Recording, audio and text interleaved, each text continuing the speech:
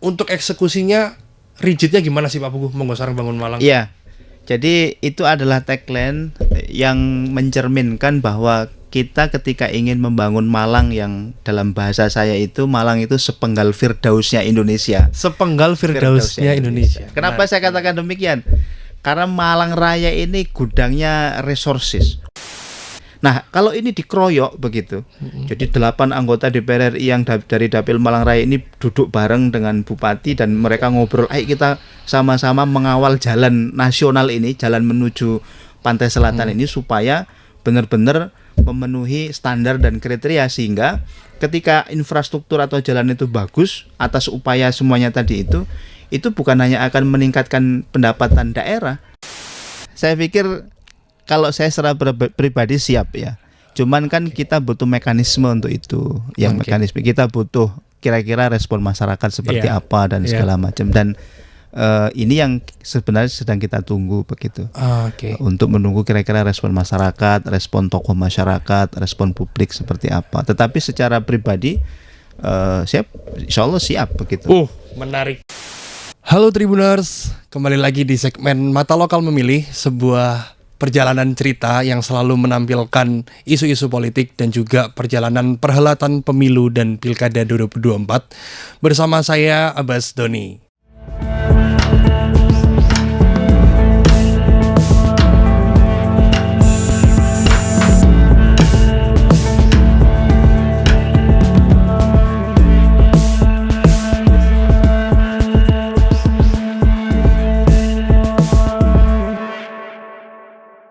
Oke, jadi hari ini kita udah kedatangan salah satu bintang tamu yang sering muncul di berbagai platform khususnya untuk di Kota Malang.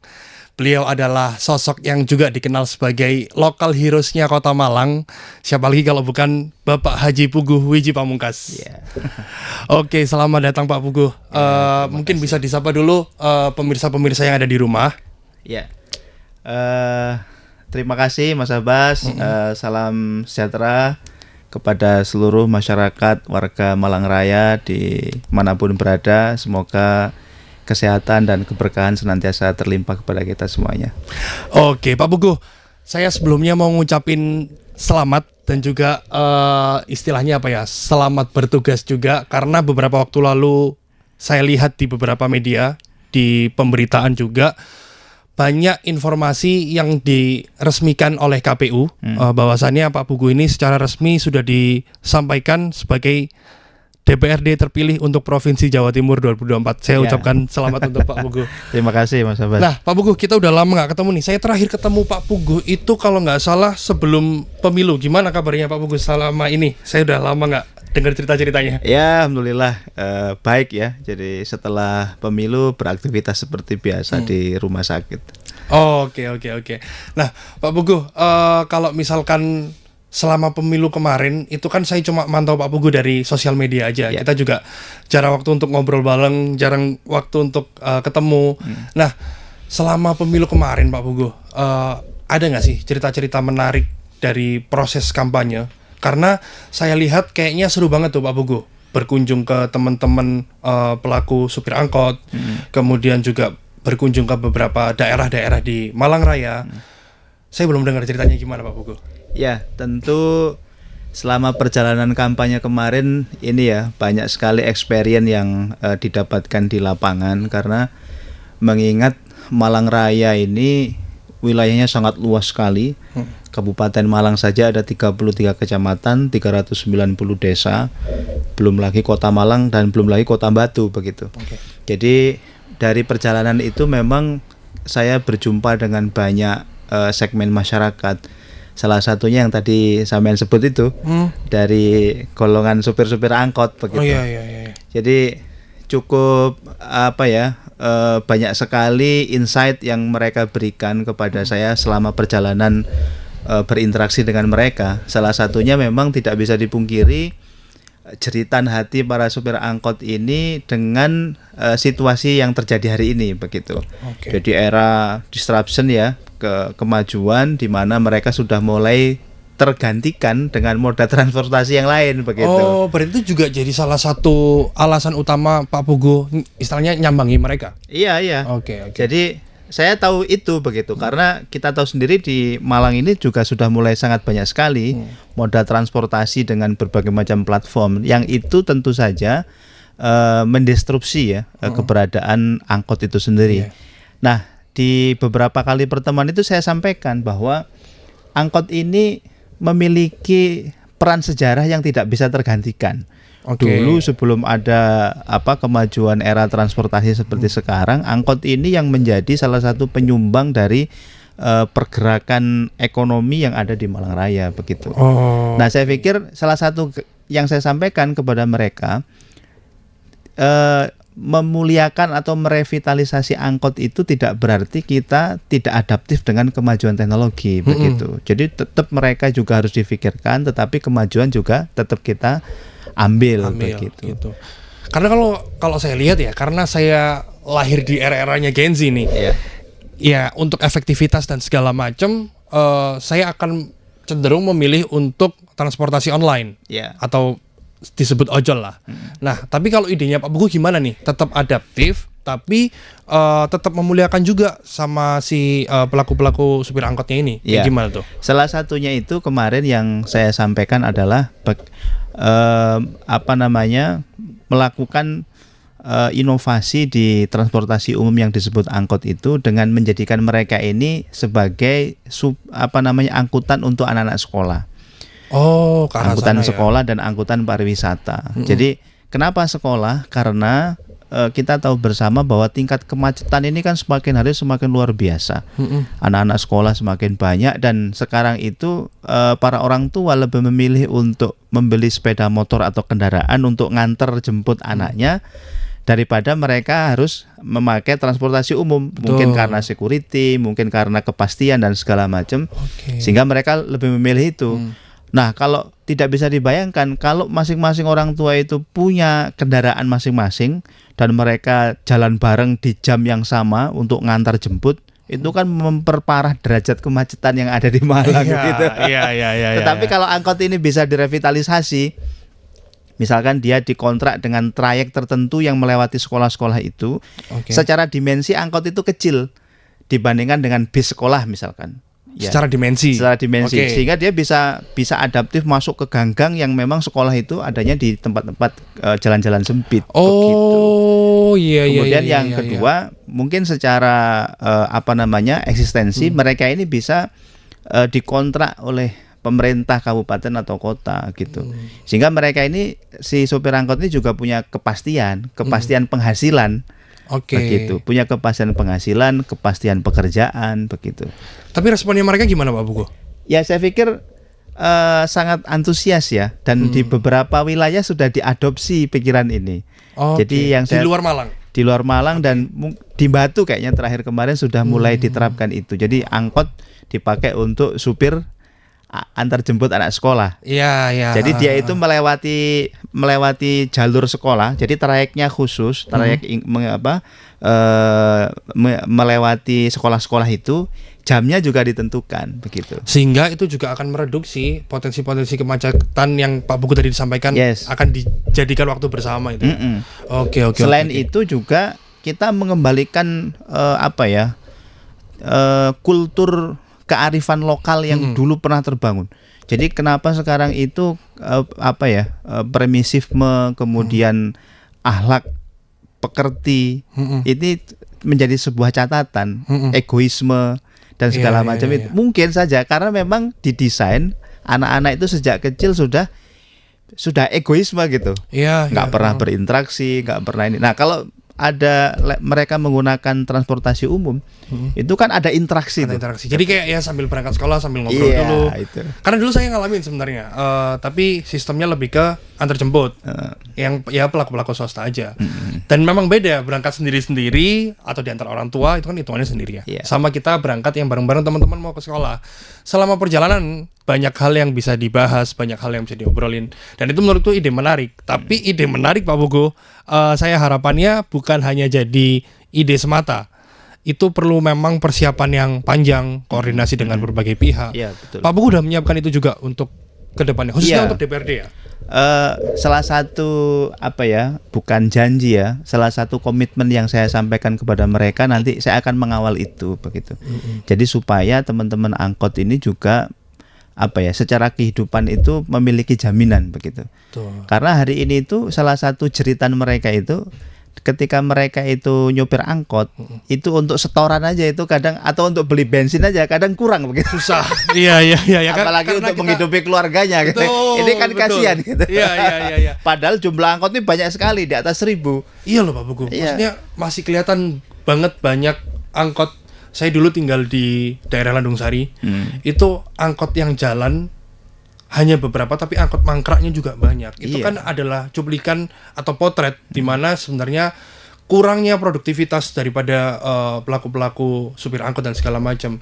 Harapanku memang, makanya pada saat aku lihat IG-nya Pak Pugu ya, Instagram-nya Pak Pugu mendatangi angkot, saya harapannya ada sentuhan yang berbeda nih, yang mungkin sudah dilakukan sebelumnya, dan kedepannya ini akan menjadi istilahnya terobosan baru yang memang benar-benar efektif.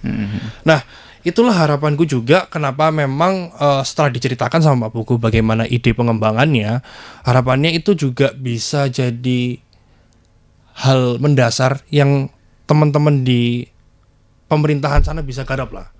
Harapannya Pak Pugu bisa menjadi salah satu pembuka pintunya dengan ADS yang menurutku juga sudah cukup komprehensif. Udah cukup komprehensif, tinggal bagaimana eksekusinya aja ke depannya. Pastilah itu Mas. Di luar misalkan ngomongin angkot tadi ya, untuk menuju ke DPRD Jatim yang saya mention di awal tadi, pasti butuh persiapan. Tapi gimana persiapannya Pak Pugu untuk secara keseluruhan ya di DPRD? Karena kalau mulai bertugas, mulai kapan Pak Pugu? Informasinya mulai September ya. September udah mulai dekat nih Pak Pugu. Pak Iya. Pugu gimana persiapannya sejauh ini? Ya, saya pikir secara fungsional itu kan anggota dewan itu punya 3 fungsi itu ya. Fungsi fungsi legislasi, fungsi pengawasan dan fungsi budgeting itu. Jadi secara fungsional akan mengimplementasikan sebagaimana tugas itu. Tetapi seperti yang sering saya sampaikan di banyak kesempatan, saya ingin memberikan warna berbeda lah pada momentum kali ini, momentum di mana saya diberikan kepercayaan oleh masyarakat untuk duduk di DPRD Provinsi Jawa Timur. Jadi apalagi saya ini orang asli Malang, asli Wajak, dan diberikan kesempatan untuk itu, yang artinya saya ini sangat dekat sekali dengan masyarakat begitu, secara khusus begitu, dan harapannya nanti memang ini bisa kemudian menjadi salah satu yang akan saya bawa di kesempatan saya nanti di DPRD provinsi. Seperti itu. Oke. Tapi kan saya sendiri Pak Pugu ya, mungkin mewakili juga representasi dari generasi anak-anak muda. Harapannya saat pemilih-pemilihnya Pak Pugu, khususnya untuk anak-anak muda, itu harapannya bisa benar-benar merealisasikan apa saja yang sudah dijanjikan sama Pak Pugu, atau apa yang sudah menjadi komitmen Pak Pugu pada saat masa kampanye atau pada saat sosialisasi program. Karena menurut saya juga Pak Pugu ini salah satu, istilahnya pada saat itu salah satu calon legislatif yang punya ide-ide yang disruptif menurutku. Berbeda dengan kebanyakan suara mayoritas itu menjanjikan apa. Salah satu yang menarik, spesifik dan juga baru menurutku adalah Monggo Sareng Bangun Malang. Ada ya program itu ya? Iya, itu salah satu tagline saya. Salah satu tagline saya. Kalau misalkan dilihat dari namanya aja, Monggo Sareng Bangun Malang, itu kan istilahnya Pak Pugu juga mengajak orang-orang segala lapisan masyarakat untuk turut membangun Kota Malang bersama dengan Pak Pugu, saling bahu-membahu agar Malang ini bisa terbentuk sebagaimana mestinya. Mungkin juga disisipkan beberapa ide, beberapa pemikiran. Tapi untuk eksekusinya rigidnya gimana sih Pak Pugu, Monggo Sareng Bangun Malang? Iya. Jadi itu adalah tagline yang mencerminkan bahwa kita ketika ingin membangun Malang, yang dalam bahasa saya itu Malang itu sepenggal Firdausnya Indonesia. Sepenggal Firdausnya Indonesia. Kenapa saya katakan demikian? Karena Malang Raya ini gudangnya resources. Kota Malang sebagai pusat pendidikan. Ada 80-an perguruan tinggi, ada hampir 350.000 mahasiswa. Untuk kota ya? Untuk kota. Ada pergerakan kalau misalkan satu mahasiswa itu dikirimi orang tuanya 2 juta, berarti itu sebulan ada sekitar 700 miliar. Sorry. Istilahnya dia dikirimin uang saku. Uang saku. Sama orang tuanya. Orang tuanya. Artinya kan ada 700 miliar uang yang berputar di Kota Malang setiap bulan. Itu Kota Malang gitu. Kemudian Kabupaten Malang. Itu dia punya resource dari mulai pertanian, perkebunan, sumber daya alam ya, pariwisata, sumber daya alam, itu sangat luar biasa begitu. Kota Batu apalagi yang sekarang bukan hanya menjadi magnet pariwisata untuk lokal, nasional, mungkin bahkan internasional sudah mulai dilirik begitu. Nah, artinya untuk membangun Malang Raya secara khusus ini itu bukan pekerjaan yang bisa dikerjakan sendirian begitu. Jadi butuh kolaborasi. Nah, semangat Monggo Sareng inilah yang kemudian mungkin hari ini belum terlaksana. Jadi teman-teman yang jadi di eksekutif, yang di legislatif, di jenjang apapun itu, baik DPR RI, DPR provinsi ataupun kabupaten kota yang di wilayah Malang Raya ini, seolah-olah mereka ini ketika sudah jadi itu sudah memikirkan dapurnya masing-masing begitu. Jadi tidak ada sinergitas, tidak ada kolaborasi untuk membangun Malang yang sangat luar biasa ini. Sehingga terkesannya itu seperti tambal sulam.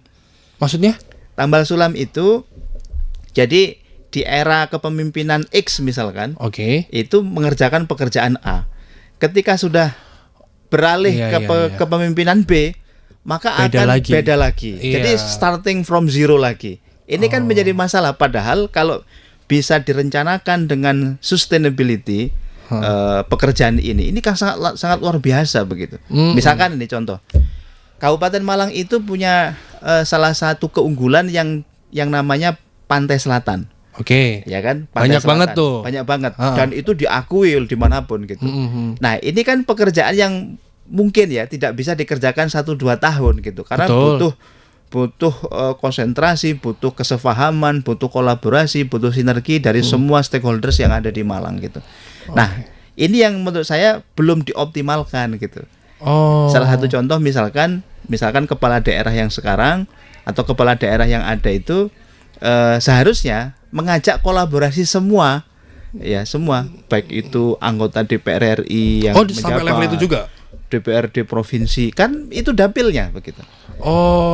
Dengan cara apa misalkan ya mereka diberikan porsi gitu, diberikan panggung. Tetapi juga mereka diarahkan untuk bisa di-harnessing, bisa dioptimalkan aspek-aspek yang bisa diambil dari APBN gitu. Contoh misalkan untuk jalan ya. Ini kan masalah jalan ke Pantai Selatan. Yang saya cukup sering ke Pantai Selatan dan ini menjadi catatan kan. Nah, di Malang Raya ini kan ada 8 ya anggota DPR RI.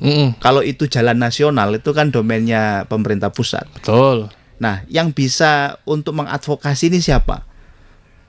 Kalau bupati mungkin saja akan ada banyak barier begitu karena dia harus lewat kementerian lah segala macam. Nah, kalau ini dikeroyok begitu. Jadi 8 anggota DPR RI yang dari Dapil Malang Raya ini duduk bareng dengan bupati dan mereka ngobrol, ayo kita sama-sama mengawal jalan nasional ini, jalan menuju Pantai Selatan ini supaya benar-benar memenuhi standar dan kriteria sehingga ketika infrastruktur atau jalan itu bagus atas upaya semuanya tadi itu bukan hanya akan meningkatkan pendapatan daerah sesuai porsinya masing-masing begitu. Karena mereka kan datang dari latar belakang yang berbeda-beda ya. Ada yang mungkin latar belakangnya pebisnis, pengusaha, ada yang mungkin latar belakangnya memang dia sebagai sosok nasionalis, ada yang mungkin dia lebih tata wilayah kota. Jadi mereka sesuai porsi masing-masing itu setiap objek yang ada, setiap objek permasalahan yang ada, mereka bisa bergerak bersinergi. Mereka gitu. Bisa bersinergi, bisa berkolaborasi untuk mengadvokasi apa yang bisa diunduh dari pusat begitu. Kalau level DPRD provinsi berarti apa yang bisa diunduh dari level APBD provinsi. Tetapi untuk memajukan Malang begitu. Nah, ini yang saya pikir belum dilakukan begitu. Maka slogan Monggo Sareng Bangun Malang itu memang seperti itu. Konsepnya seperti itu. Kita harus mulai membangun kelegowoan berpolitik lah. Terkadang kita itu kan karena tajamnya kontestasi ya, tajamnya kompetisi pada saat pemilihan umum itu menyebabkan ini buntutnya panjang gitu. Ini golonganku, itu golonganmu. Dan nggak bisa gitu. Ya, ke depan saya pikir tidak bisa begitu. Kita sekarang berada di era yang saya pikir kita harus semakin hari semakin dewasa dan semakin cerdas untuk kemudian mengakomodir semua potensi yang ada di Malang ini untuk turut bersama memajukan Malang. Saya pikir itu. Oke, jadi objeknya ngomongin Malang Selatan ya, dan juga Kabupaten Malang dengan potensinya pantai-pantai selatan. Tapi tadi dari ceritanya Pak Puguh, saya cukup banyak mendengar dari stakeholder pemangku kepentingan. Bagaimana dengan level yang di sisi yang lain, katakanlah lapisan masyarakat, pelaku ekonomi di sana. Pak Puguh sudah pernah mendengar cerita-cerita tertentu dari mereka-mereka, apa keluhannya, apa yang mereka resahkan dan segala macam? Ya, saya pikir kalau kita berbicara, boleh fair berbicara ya, antara ekonomi masyarakat Malang Utara dengan Malang Selatan ini kan berbeda. Apa tuh Pak Puguh? Malang Utara itu daerah mana berarti? Malang Utara itu ya pokoknya buffernya kota itu, Pakis, Singosari, Lawang, Karangploso, Dau, ya? Wagir. Itu dengan saudara kita yang tinggalnya di Sumber Manjing, di Gedangan, di Kalipare, Donomulyo, itu kan sangat kesemnya kan sangat luar biasa gitu. Betul. Nah, artinya padahal di selatan itu juga tidak kalah menariknya untuk kemudian dikelola dengan serius begitu. Nah, kalau berbicara tentang keluhan-keluhan, saya pikir ya sangat banyak, Mas. Ketimpangan, terutama terkait dengan ketimpangan ekonomi tadi itu. Mereka kecenderungannya merasa agak kesulitan karena tidak punya banyak opsi. Opsinya ya jadi petani gitu. Kan begitu. Atau kalau di yang pantai-pantai tadi berarti nelayan. Ya betul. Nelayan, petani nelayan dan segala macam. Itu juga nggak punya banyak opsi. Saya pas kampanye kemarin tuh kebetulan ketemu dengan salah satu ketua kelompok nelayan ya. Namanya Mas Oki, masih muda. Mas Oki itu asli orang sana dan dia karena ya tidak punya pilihan begitu, akhirnya dia jadi nelayan begitu. Saya tanya, Mas, kira-kira apa masalahnya begitu? Ya salah satunya tidak adanya kepastian gitu dari harga, dari kemudian hasil tangkapan itu harus dijual kemana. Jadi mereka ini siklusnya itu sudah dimasukin ke dalam kardus oleh oknum-oknum. Yes. Gitu. Jadi ya memang tidak banyak pilihan begitu. Padahal sebenarnya kalau kita berbicara potensi pelelangan ikan atau tangkapan ikan di Sendang Biru itu di pantai selatan itu kan sangat luar biasa. Tuna-tunanya hasil tangkapan sana itu kan diekspor. Iya. Namun orang kan kayak misalkan para pengusaha di bidang perikanan untuk akses ke sana kan mikir-mikir. Iya, tadi balik lagi ke masalah yang tadi ya. Iya betul. Makanya infrastruktur itu saya pikir akan memecah segalanya begitu. Jadi kalau kita mau berkonsentrasi untuk memecahkan masalah itu, bukan hanya akan mendongkrak PAD dalam segmen kunjungan wisata yang saya pikir akan semakin banyak dan tidak menutup kemungkinan akan ada banyak investor yang datang begitu. Misalkan kayak bangun hotel, bangun guest house, bangun tempat wisata turunannya pantai ya, seperti kalau kita lihat yang cukup ini kan di Jogja ya. Betul. Dan beberapa tempat yang lainnya. Saya pikir demikian. Nah, kalau Pak Puguh, saya mengenalkan Pak Puguh sebagai pengusaha juga ya, sebagai pengusaha dan pebisnis. Nah, melihat konteks masalah tadi, kira-kira yang harus dibenahi apa, Pak? Karena memang itu struktural, sudah terlanjur sistem dan skemanya kayak gitu. Nah, opsi paling rasionalnya kayak gimana untuk mengatasi itu? Seenggaknya dalam 5 tahun ke depan dulu deh. Jadi memang kalau kita berbicara mengurai masalah yang ada di masyarakat, Mas, itu ada ya minimal ada 3 atau 4 lah yang harus dikerjakan. Yang pertama itu memang harus ada kepastian atau jaminan hukum dari pemerintah. Ya, atas ya tadi itu benang kusutnya ekonomi yang ada di lapisan masyarakat itu gitu. Betul. Kemudian yang kedua regulasi. Nah, ini regulasi ini juga sangat penting begitu, regulasi.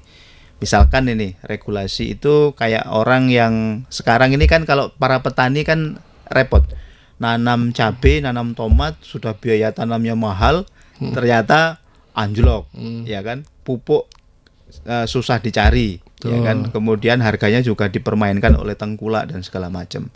Nah, ini kan karena tidak ada jaminan regulasi yang membentengi mereka. Jamin mereka juga. Kemudian yang ketiga saya pikir tidak kalah pentingnya mindsetnya si pelaku ini. Si pelaku begitu mindsetnya. Kalau petani ya petani, kalau nelayan ya nelayan. Ini yang juga saya tulis di buku saya itu, Makmur dan Mulia dari Desa itu. Oh iya. Itu kan saya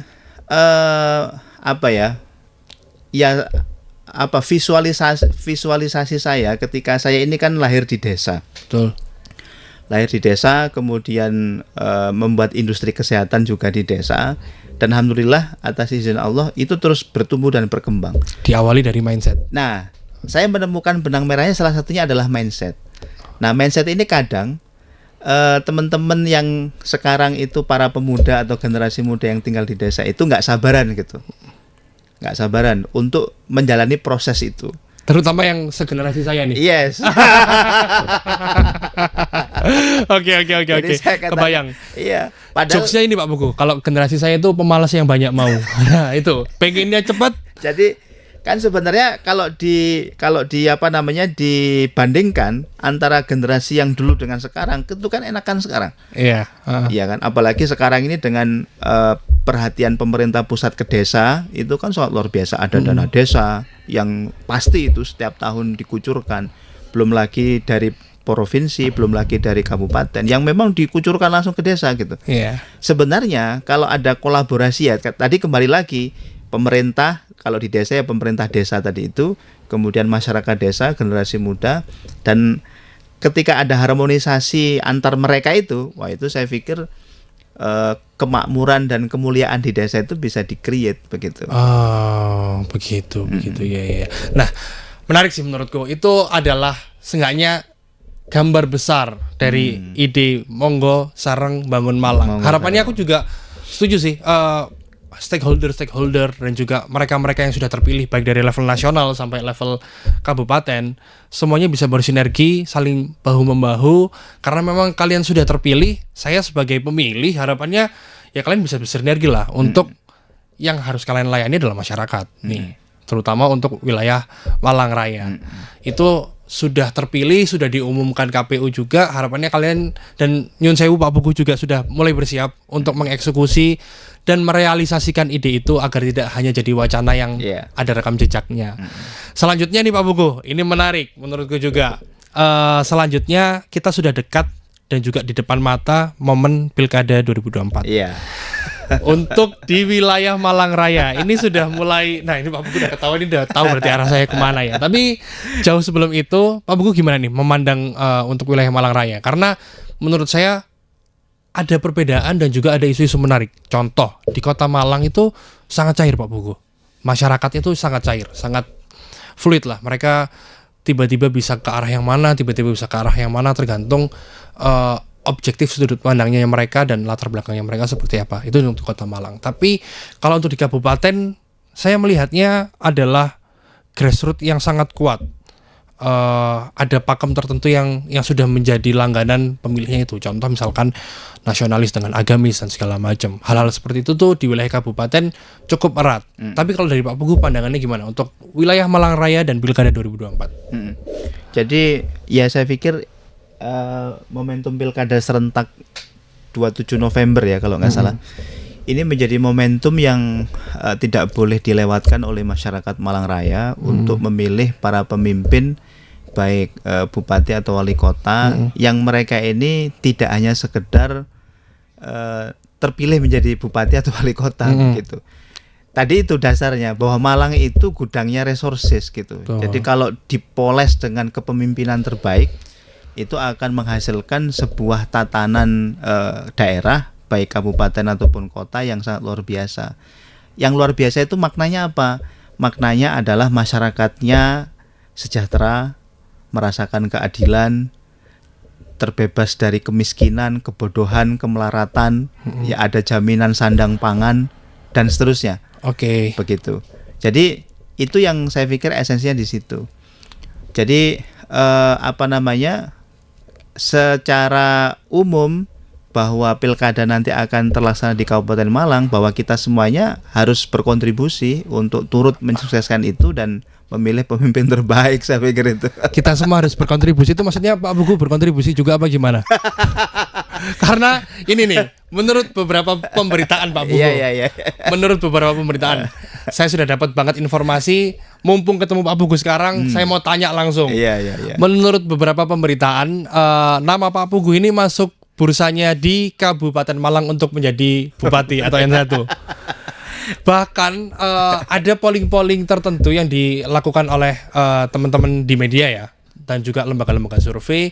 Nama Pak Pugu sering banget masuk di bursanya itu menjadi N1. Pak Pugu responnya gimana? Jangan sampai gini Pak Pugu. Karena trennya sekarang juga kayak gitu. Mumpung pemilu serentak, teman-teman yang saya amati ya, pergerakannya sudah nyalon di legislatif kemarin. Mumpung momennya sama, dipolin aja sampai pilkada. Nah, Pak Pugu tanggapannya gimana? Iya, saya pikir ini juga banyak yang bertanya. Jadi pada saat proses kampanye kemarin, saya itu kan sangat intens sekali ketemu dengan seluruh elemen masyarakat, masyarakat biasa, tokoh masyarakat, agama, tokoh politik, dan semua macam masyarakat lah. Mungkin dari interaksi itu mereka itu membaca pikiran saya begitu. Mungkin dari interaksi itu mereka membaca pikiran-pikiran saya. Salah satunya yang tadi saya spill tadi itu, baik di dalam konteks pertanian, pariwisata, pemerintahan, ya ketahanan pendidikan dan seterusnya. Nah, dari situ kemudian memang tidak menafikan ada beberapa pemberitaan itu yang mendorong ya. Ada dorongan dari masyarakat saya untuk maju di pilkada di Kabupaten Malang. Di kabupaten ya, bukan kota ya. Karena beritanya dua-duanya Pak Pugu. Dua-duanya ya. Kota ada, bupati juga ada. Terus. Nah, dalam konteks melakukan sebuah perubahan ya, yang signifikan itu memang itu domainnya di eksekutif.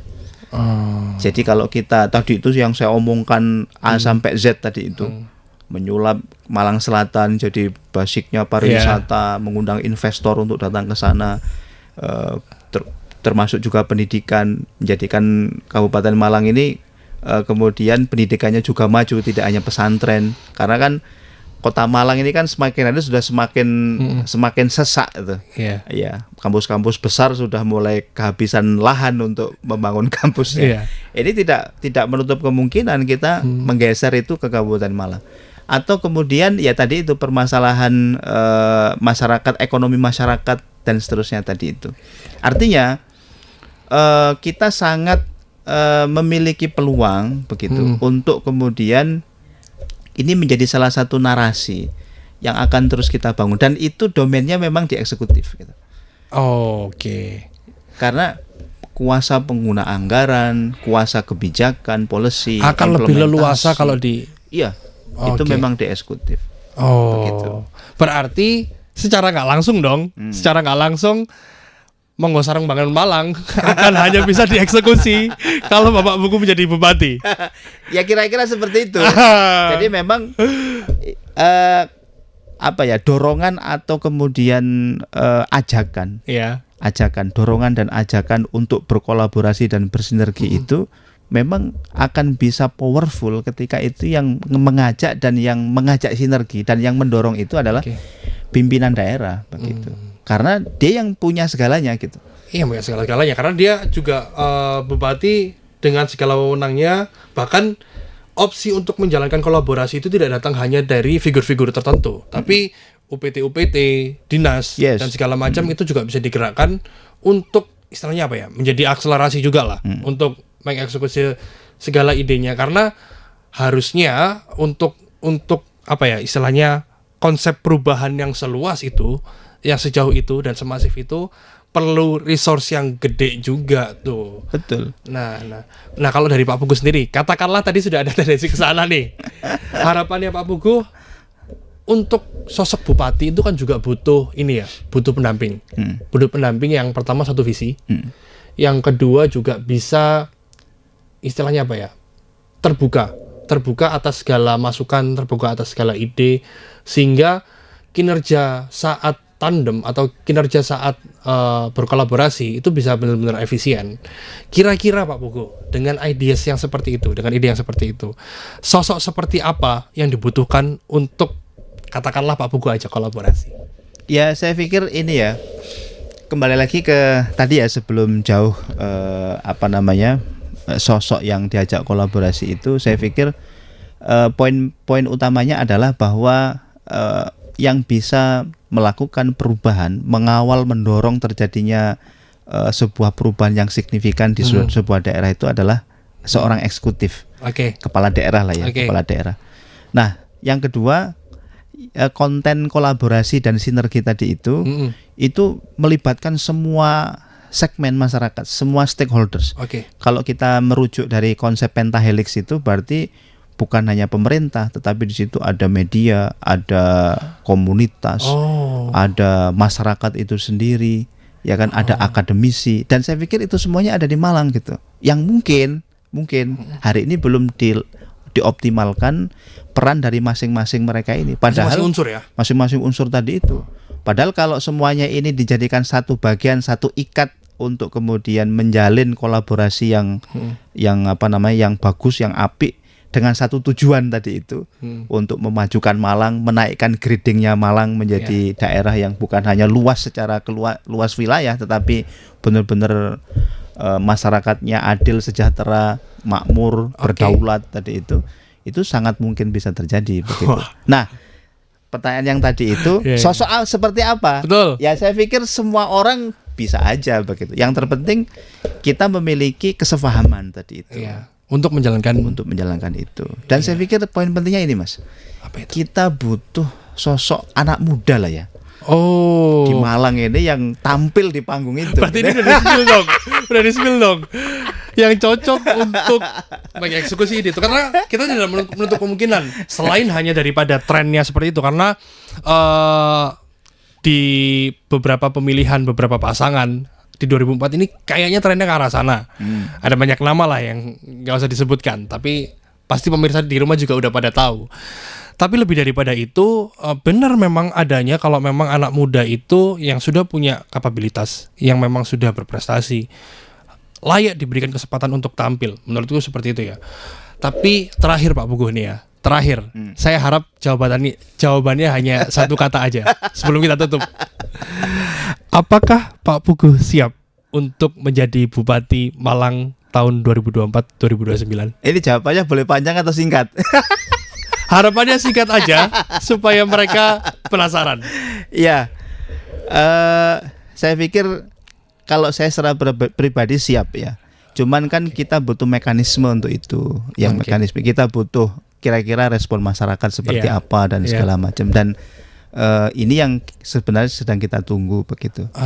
Untuk menunggu kira-kira respon masyarakat, respon tokoh masyarakat, respon publik seperti apa. Tetapi secara pribadi siap, insya Allah siap begitu.